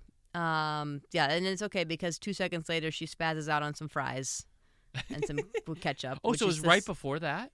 Oh, I guess that's after that. Oh, okay. When does that happen? Oh, that's first, but that had just happened before. Okay. In a serious note, let's talk about the rape scene. Ugh. So gross. yeah, and this honestly is the biggest regret that the filmmakers have for this film. I Yeah. think they wanted to show the brutalization of the industry, and it was actually sadly based on real stories and real events from people that they had interviewed. The actress, her name is Gina Rivera, who Yep. played the actress Molly, said that overall, like, the filming was really traumatic. It was 9 hours. Oh, jeez. And she says that your body doesn't really know that that's not real when Yeah, it's so you happening. still have and those- so you still have, Yep. like, so That's she's. why we do intimacy, folks. Yeah. And that takes a violence coordinator on top of it. That's Ugh, that's a yeah. wild room. Not wild in the sense that it's like really wild. It's just like wild in how much coordination you have to have. Oh, now. there should be, Because for you gotta, sure. you have people who specialize in both, but you really should have two different people. Mm-hmm. You should have a stage combat person or a film violence coordinator, Mm-hmm. and you should have an intimacy coordinator, and they're working together and they're working with the team Mm-hmm. to like craft this whole thing. There's like actually like probably 6 minds that are at work. Mm-hmm. The director of photography, the director, the 2 actors or however many actors, and the 2 coordinators. Yeah. And so there's a lot of people that are all given input, and that's what should take forever. Mm-hmm. It should be like, yeah, it took 9 hours because we made things very safe and very comfortable. Mm-hmm. But not 9 hours of like brutally going through this sequence over and over and over I'm again. sure it was hell. I'm sure it was just awful. So my heart goes out to her. Mm-hmm. But yeah, that's, I think some of the biggest criticisms that they get, other than just the shoddy acting and just the overall obsceneness of the movie, is just like how over the top that is, and doesn't need to be that It kind brutal of to comes get out the of point. nowhere. Yeah, it really does. Like it's like you said, it's very like you can kind of feel like the campiness of it earlier in it. You can kind of feel like the fun, like, yeah, this could be a fun drinking game. And whenever then so- it just sobers up the room. And you still get that think. guys are gonna be douchebags and try to be aggressive and stuff. Mm-hmm. But what's nice is you've got this character who like always has a switchblade on her, and Mm-hmm. so she just pulls a switchblade on guys all the time. And she's like, "If you're gonna be an asshole, I'm gonna cut you up Mm-hmm. or whatever." And so she has these moments where she puts those guys in her place. So Mm-hmm. we get it. We get that we live in this uber violent, Mm-hmm. uber like masculine dominated universe, and we didn't need to see somebody become a victim to that. You've already set up that world. You have this character who literally has to hold people at knife point in order to survive it. We get it. It's so tragic too, and I think obviously it's intentional too, that the only person that is really like good, the only good yeah. person in this is Gets brutalized by victimized, this yeah, world. yep. And so I think, sadly, I think that I think it was intentionally. It's her intentionally, because it's a commentary on just the world at large. Hey, she is the second best actress in this thing. She's really good. Gina She was and really Gina? good. Gina and Gina. So Gina squared. first so Gina is good. the best by Yeah, far. Crystal and Molly. Second Gina is save their easily the scenes. second best. I agree. I think she's awesome. Yep. And she's But really good. they make Elizabeth Berkley both of them make her look terrible. Because they're acting opposite of her a lot, and they're just like acting so true. circles around her. So true. And so she looks like She a looks like damn a freaking cartoon. idiot. All right, so the director says, I'm just going to go into this.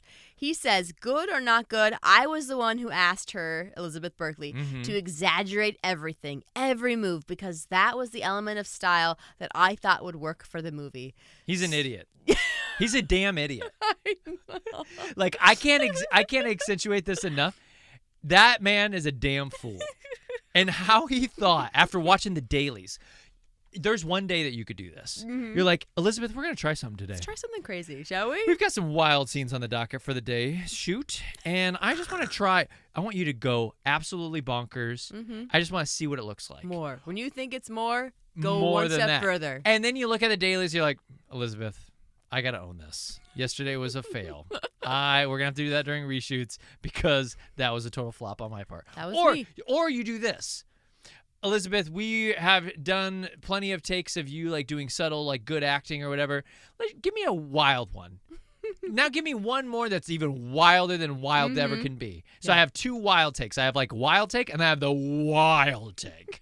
And then you're like, yeah, that's not going to work. You know what I mean? Yeah. No, for Instead sure. of like everything is that way, he gave himself 0 options or he thought that those were the best options. So he's a damn idiot no matter how you slice it. I mean, he had the final say on how this was edited and spliced together. It is his overall. He bears the brunt of this. He bears all of it. Truly. JoJo bears responsibility as well. Sure. JoJo sucks. Sure. JoJo, you have to own that. You sucked on this one, bro. Basic Instinct killed. This one, awful.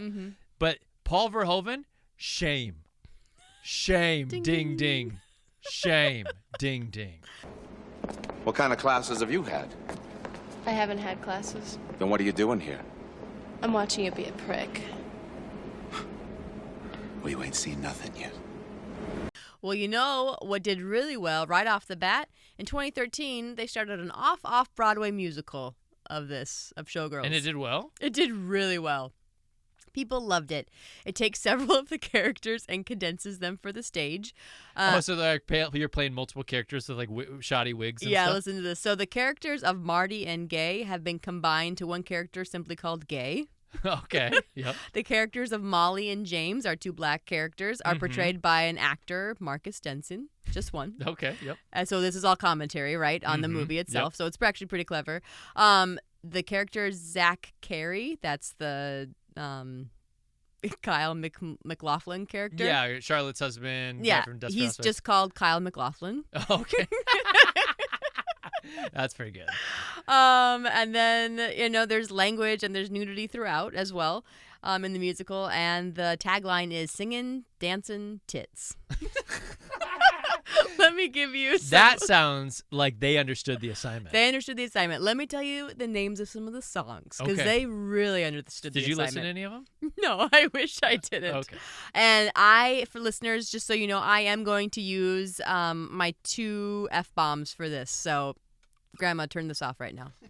First song is called Fucking Underwater. Boat Show. Horrier. Like, Yeah, I get it. Yeah, you got Horrier. it. Warrior, yeah. Next one. Different Places, the Dead Hooker song. Okay. Dancing ain't fucking, girl. You're a whore, darling. And my last favorite one. Don't lick that pole, girl. So I should. They really understood the assignment. They really, really got it. And I'll be honest, in it the sounds campiest like of the campy. That's what JoJo wrote on that napkin. Mm-hmm. Is he was like, hey, this is what I'm having ideas for. And the MGM guy's like, that sounds like a slam dunk. It did become a Here's musical after all. A cool $2 million just for the idea. I love it. Write that shit. Right. Okay, before I get deeper into the critics' reviews, I do want to talk a little bit of money. Sure. Yep. Actually, let me go back. Let me give you a chance to talk some scenes and stuff. We don't need Yeah. to get. Let's not go there yet. I'm Okay. pushing the pace here. Okay. Tell us some of your scenes and thoughts. Can we talk about her and the black guy's dance-offs? Yeah, sure. Yeah, let's talk about that. Absolutely atrocious. Like she's a good dancer. But they have this dance off, and they At the both, club. That at the dance club, off. The first time they danced the together. club, Okay. and then the dance off that they do in his house. That's his room, choreography that they're creating. Too. It's not. They're just dancing around, acting like idiots. They both look like such chumps the whole time. That's not how choreography works, by the way. You No. don't just like dance all over each other and be like, "Here, that's the dance." And then there it was. he literally whips her boobs out. And like in the choreographed dance, and then like it turns into something. I don't know. It's just stupid. It was stupid. So both those scenes, awful. Yeah. Just awful. It makes Save the Last Dance. I'm like, maybe my Save the Last Dance score goes back up. Maybe it does. maybe it does. I brought it back down, but maybe I need to bring it back up. Can we talk about the opening scene?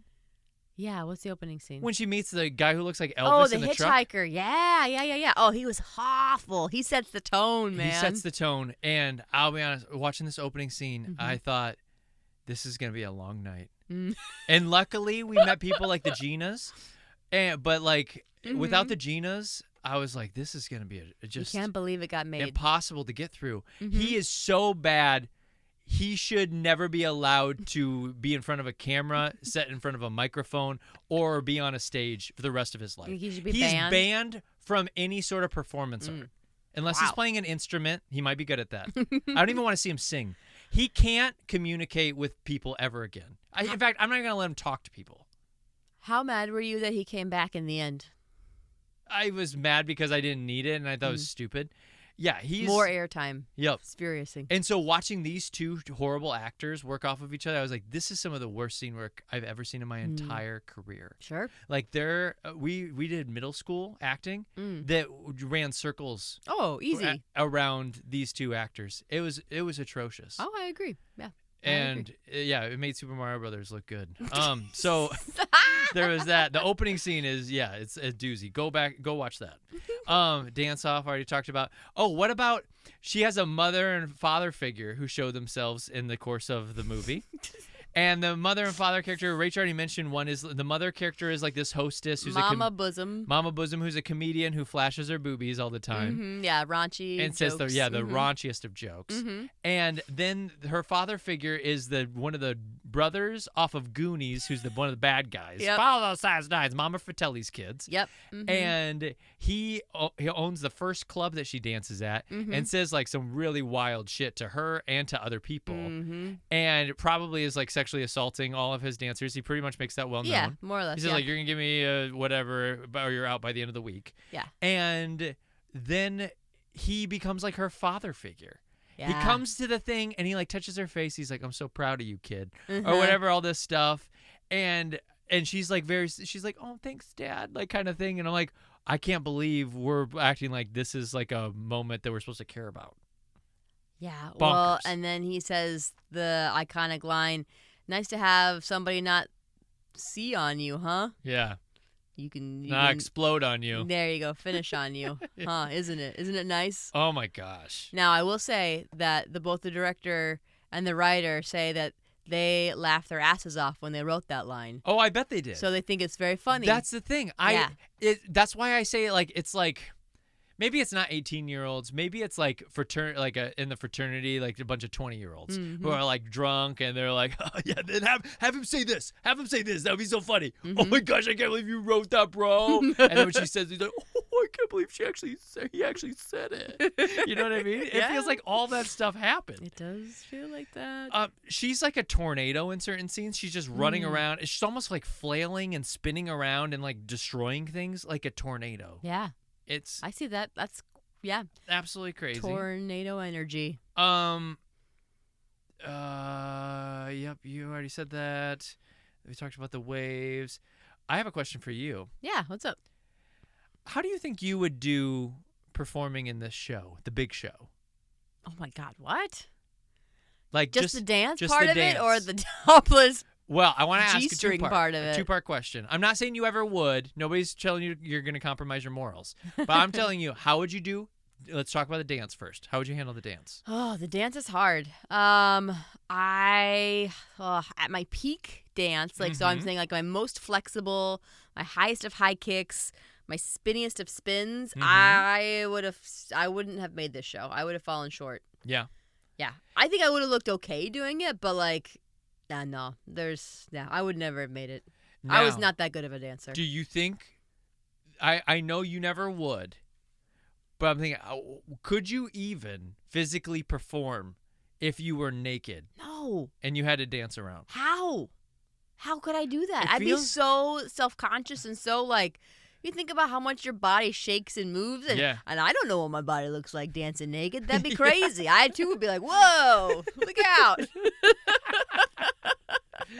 Yeah. That would be just wild. I don't know how they did it. I really don't. Yeah, I mean, it's a part sight of to it's behold. like you get all the awards for doing that because like who else was going to do that? I don't know. What'd you think of, so her friend, second Gina, she gets raped. Molly. And then Elizabeth goes and finds the long-haired singer guy who did that to her. And then she gives him like a bunch of karate kicks.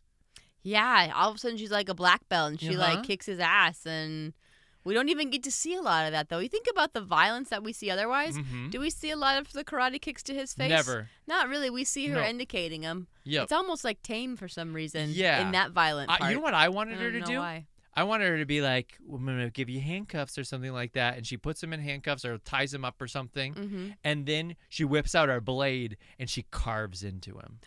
Ooh, That's what I tie. wanted. Whoa. Because karate kicks is like you show no signs of being like a good taekwondo expert. Yeah, I can't believe that's so going to be a lot of I want you to force. use your feminine wiles to get him in a compromised position. And then you've got the handy-dandy switchblade. Mm-hmm.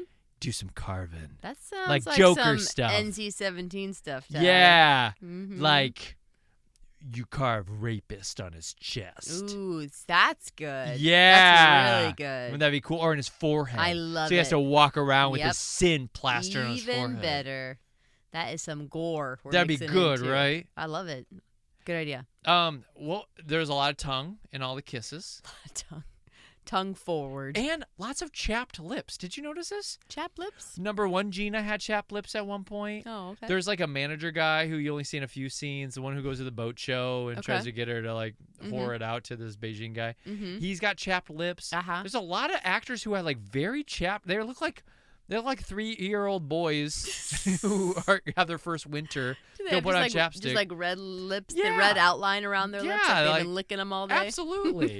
No, I didn't notice that. There's That's a lot. great. If you go back and watch it, look out for the I'm not chapped going back lips. and watching it unless I'm at a drag queen midnight mass situation. You brought up a point. Why did she, when she goes to go karate kick the rapist guy, how come she painted her nipples so red? I don't know. Was that What's just the my point of that? eyes? No. They were painted They red, were painted weren't red. they? Yeah. It's like she put like a red paint on them to make them look like even thicker. Why would she do that? I don't know. What was the point of it? I don't know. I don't know it either. I was so confused. I was too. Like, is that a thing? I didn't understand what was happening. Yeah, I wasn't either. Like, to mark him? I don't know. I really don't know. That's all I had for you. That's it? You don't have anything else? Well, I mean, I have other things we could talk about, but like those are the main things. I felt like I had to get off my chest. Good. Your bare My chest. bare, sunburned, manly It's chest. starting to show up a little bit more in spots. Well, that's because I'm whacking it. I'm no. Oh, wait. Didn't mean it that way after dark. I see like your shoulders. Like I can see the Oh, yeah. top down where I you should got have the sun reapplied from. my shoulders. You could have used one more spritz. Oh, no. I know. This I isn't thought the spray was good. maybe not strong enough. Budget. Estimated budget for Oh, I'm this. so interested in this. Seriously. $45 million for the That's estimated budget. Wild. Well, you think about it, like the whole show. think of it from a production standpoint. Don't think about the acting. Don't think about any of No. that. Like production I get wise, it. like it's pretty strong. You had to put on a Vegas show. You put on a Vegas show. Yep. You did a lot of the Vegas shots. Like I would say, production wise, I think a lot of people would agree with this. That kills it from a production standpoint. Yeah, but the camera, and this might be on the DP, the sorry, After Dark director of photography. So good. So it might have been on them, or it's on Verhoeven, or it's on the equipment, but it felt cheaply done sometimes. Like it looked like the production values were a dip. Yeah. Could have just been the sleaziness of Las Vegas. have been. But it also felt like just kind of choppily done. I don't know. It's hard to describe. But the acting can sometimes also make production feel worse. Sure. That's a lesson for all of you directors out there who are like, I'm going to spend all my money on production and nothing on acting. Bad acting can make your production feel like it's nothing. Yeah. Yeah. You can throw away $45 million really fast. You can work, or you can work super hard to make production look amazing and have shit actors. You can pull that off, but it takes a lot of production. I would agree. You're not wrong. Opening weekend in the U.S., this made $8 million. And it cost how much again? $45 million. September 24th, 1995. It opened September second. 24th, 1995. It opened second to 7. Oh. Just gives you a little snapshot in time. Now that's a cool movie. That's a good movie. Rach, when's the last time you saw 7? Oh, last when you showed it to me. And were we in our apartment at that point? Maybe. I feel like I watched it in an apartment with you in Burnsville. Gosh, that's a cool movie. That's a really good movie. What's in the box? What's in the box? I don't even know if I watched that part. Did I close my eyes so I didn't see what was in the box? You never see what's in the box. You don't see what's in the box? No, Okay. I don't think so. Yeah, because I don't have a visual of what's in the Yeah, box, you but I don't- know what's in yeah, the you don't box, see, but like, I didn't something see come it. out of it, I I don't might think. have closed my eyes. Gross cumulative worldwide, it made in the theaters 20 million. Okay. So big time flop Yes. cinematically. Mm-hmm. Goes on from home video rentals to make over 100 million. It is the second highest grossing NC-17 of all time in the box office at 20 What's million. number one? Last Tango in Paris. Oh, I've actually heard of that. Yeah, I've heard of it too, but I'd never seen it, nor did I know that it was NC-17. I didn't whatever know it was is. NC-17. So, but this was also the first to get a mainstream release in theaters, the first NC-17. You had asked about that. And because the home videos sold like hotcakes, it became one of MGM's top 20 all-time bestsellers. Wow. Yeah. That's so crazy. From flop to on top. There you go. That's a Cinderella story right there. That's the American dream. That is the American dream. Let's talk about some of the critics' reviews. Okay. Quentin Tarantino loves this movie. I bet he does. Does that shock you at all? No, I bet him and Eli Roth sit around and whack each other off to it all the time. Oh, jeez. It's after dark. I can say this. I don't What know time about is that. it? It's 11:46. It's that- almost after midnight. That's not what that means. I mean, I can say whatever I want right now. That's not. That's worse. He's Quentin Tarantino. Quote, "The thing that's great about Showgirls, and I mean great with a capital great, is that only one other time in the last 20 years has a major studio made a full-on gigantic big-budget exploitation movie. Mm-hmm. The only scene that didn't work for me at all was when Elizabeth Berkley and Kyle MacLachlan have sex in this pool. But the scene where she lap dances on him, that's a good scene, man." You can just hear him. Gosh. I should have done a better Quentin Tarantino impression. No, but you captured the essence really well. That's a good scene, man. That's a good scene, man. Oh my gosh, Quentin, that pool scene number one is like the scene I want our listeners to watch. So like, it didn't work for him. It's the only scene it didn't work for him. Don't poo-poo the pool scene too much, because that's the scene that I kind of want him to see. It's the troll sex scene. But yeah, I don't know. I just don't know. I don't know. There's a lot of other things that it didn't work for me more than the pool scene. Right? All right, here's some more reviews. Director Verhoeven. I keep saying his name weird. Is that Verhoeven? Verhoeven? I don't know. That's what I call him. Whatever. Verhoeven. A brilliant movie maker, keeps punching Showgirls across with such galvanizing speed and vitality, such roaring movement and dazzling visuals that you're continually sucked into every scene, even the stupidest ones. That was a more positive one. That's That was very Chicago positive. Tribune. Yeah, geez, Shy Trib. Yeah. I think you could have been a little bit more brutal. A little on bit them more than that. brutal. Here's some more. Showgirls will be remembered as one of the most expensively, indulgently horrible movies ever made. Cult trash certain to be treasured by connoisseurs of bad dialogue, lousy performances, and a crap on spectacular scale. Sure. Philadelphia News. Okay. Next one. Dirty, crude, often tasteless, and at times downright nasty, Showgirls is also a gripping and uncompromising look at the Vegas glitz. Detroit Free Press. Okay. And Roger Ebert says, a waste of a perfectly good NC-17 rating. Yeah. I agree. Thoughts? There's a world where this could have been good. There's a world where this could have been interesting. Mm-hmm. They just effed it up with a shitty script and shitty acting. Mm-hmm. Do you think it becomes a cult classic if it doesn't have that? No. Then it's It too doesn't. serious, and then it does just makes its money back, and then it's just like a movie that's like, oh yeah, such and such. Yeah, that's pretty good. It wasn't as good as Basic Instinct, but yeah, I remember that movie. Yeah, you're Don't you right. think? You're right. It kind of falls into like That obscurity. That then. is its legacy. If it was better. Yeah. Yeah, part of the reason it survived and made money was because of how bad it was. That's Yeah. true. Oh yeah, I think that's the only reason why we're even talking about it and Yep. it's on this is because it is so bad. It's heinous. Showgirls bad. Yeah. That is a phrase that it was coined after this. It's how bad What is if- it? Is it Showgirls bad? Okay, I'm going to give you a hypothetical. Okay. You're performing, you're doing Emma, you're playing Mrs. Whatever again. Uh-huh. And somebody goes, wow, that you overhear them in the hallway. They're talking to their friend, and they're like, "Whoever Mrs. So-and-so was, she was Showgirls bad." And they say that about your performance. How do you feel?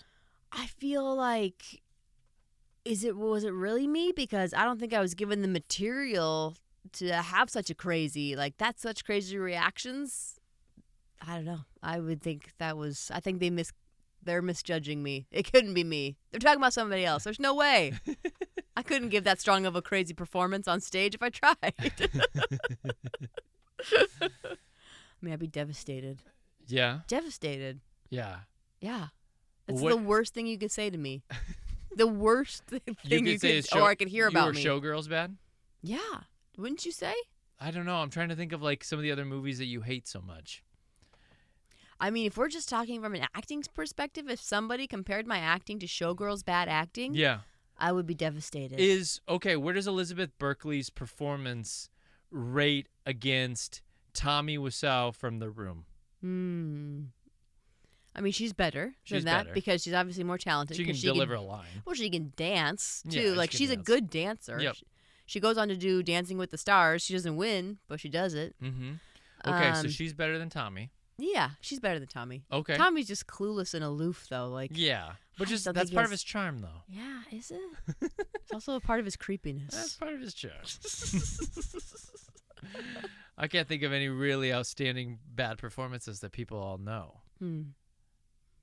It's Showgirls bad. It's Showgirls bad. Wow, maybe that's it. This is it. Now you know. You didn't know this before, but now you know what you're comparing it to. Did you look up worst movies of all time and if this is on any lists? It's on many lists. Let's keep talking about that. So awards for the Razzies. Yeah. It received Woo! It received 13 nominations. Hell which yeah. At that time was the most any film had ever received from a nomination standpoint. And it won 7 of them. Badass. In 95. Won all the major categories. Mm-hmm. And it also the Razzies in 2000 voted that this was the worst picture of the decade. Yep. So, yes, it has won that. So that means it beat Super Mario Bros. Yeah. Well, this decade. So it would have been like the 90s. Was Super Mario Bros. 90s? Yeah, it was the 90s. Oh, God. Then, yeah, it beat that. It beat Mario Bros. It beat Mario Bros. Wild. It beat Total Recall as well. Oh, yeah. That's clear. That was 90 or 91. People love Total Recall. But you didn't. Well, that's all right. I'm not everyone. And we don't know about Big Trouble in Little China. That was the 80s. We'll never know then.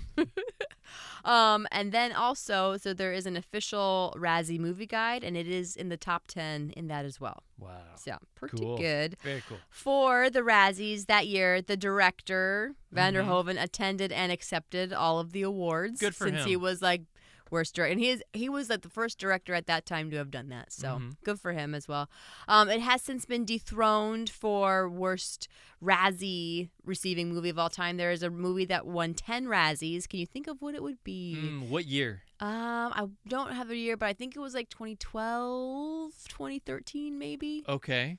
Was it like Norbit with Eddie Murphy? Nope. But you're on a similar track. Was it the Adam Sandler Jack and Jill movie? Yes, that's exactly what it was. Because he won worst actor and worst actress. So wait, director probably. Back to this movie in the Razzies. Elizabeth Berkley won worst actress. Yep. Who won worst actor? I don't know. Probably Kyle. Okay. Yeah, I don't know for sure. I think the main ones were like this: worst picture, worst director, worst couple, on-stage couple. Sure. Actor might not have been in it even, but yeah, she for sure lost. Okay. Big time. Berg charm. Critics' consensus? 5%. This says vile, contemptible, garish, and misogynistic, and that might just be exactly Showgirls' point. Oh no, it's gonna be like 50%. Rotten Tomatoes, 23%. Oh, okay. Audience score, 38%. Oh, okay. So pretty terrible on both accounts. Yeah. Let's hear what you have to say about it. Okay. Everybody knows I didn't like this by this point. So here's what I've got. Look, I'm a man. And there's a lot of stuff in here that a man would seemingly be like, yo diggity. But here's the dealio. It gets old after about 45 minutes. It's an hour too long. The acting is worse than Mario Brothers, and the story is garbage. It makes striptease look like an Oscar film. 15%, tied with Jingle All the Way, above It Takes Two, and below the Ya-Ya Sisterhood. Oh, okay. Ya-ya. Ya-ya. Ya-ya. And Jingle All the Way, by the way, that's too low. Jingle needs to go up. Jingle this does actually, need to go up. This Jingle's actually fun. isn't truly tied with Jingle. It's Sure, just just Jingle where is it too is. low right now. I hear you. I hear you. Jingle's like a 30%er. I think we should go in and just secretively switch all of our ratings to what they feel I like. did that to a 'cause couple movies. Nobody will know besides us. I put in parentheses like, No this one will used to be know. this. This is what you said on the podcast, but now it's this. I did that to a couple. Rewrite history. No I one need to cares. do that to Jingle. I have this coincidentally below Starship Troopers Oh. and above Mortal Kombat. Get out of here. Because I would rather watch this again. Like, take me to a drag midnight mass. I'll have such a good time. Well, yeah. What if I Mortal take you? Kombat, I probably would. What too, if I though. take you to an LGBTQ drag queen inspired sing along to Mortal Kombat? That would be really cool too. When That would also be fun.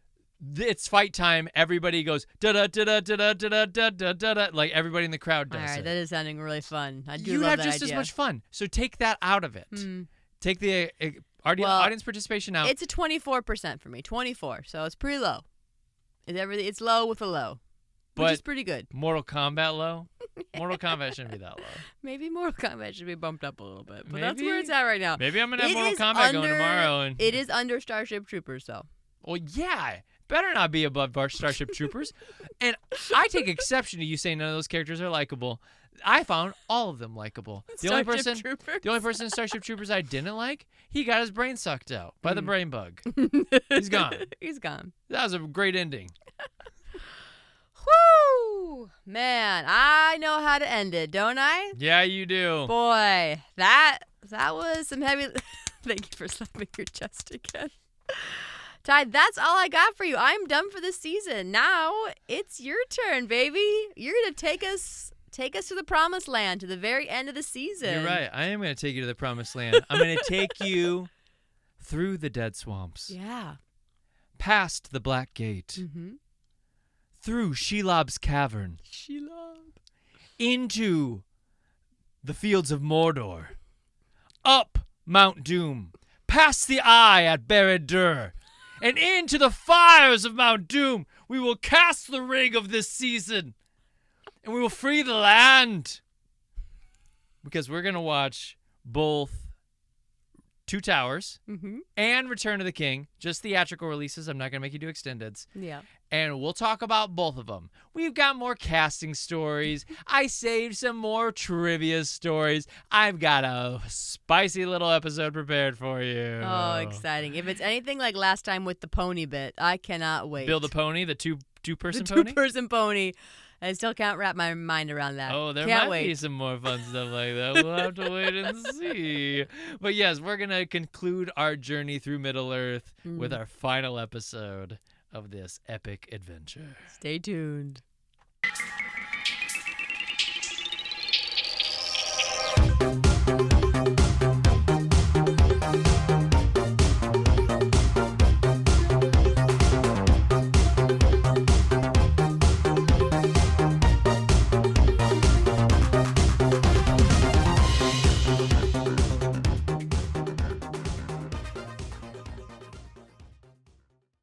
I peak. When I peak hard.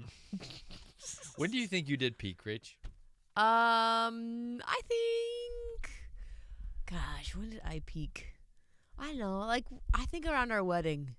I think I had just been working out, doing a big fitness routine. My arms looked amazing. Your shoulders as and arms. did my back. You had a strong back. You look like Rachel McAdams in The Notebook. Yeah, The back. I look Your like a back was so strong. freaking gymnast.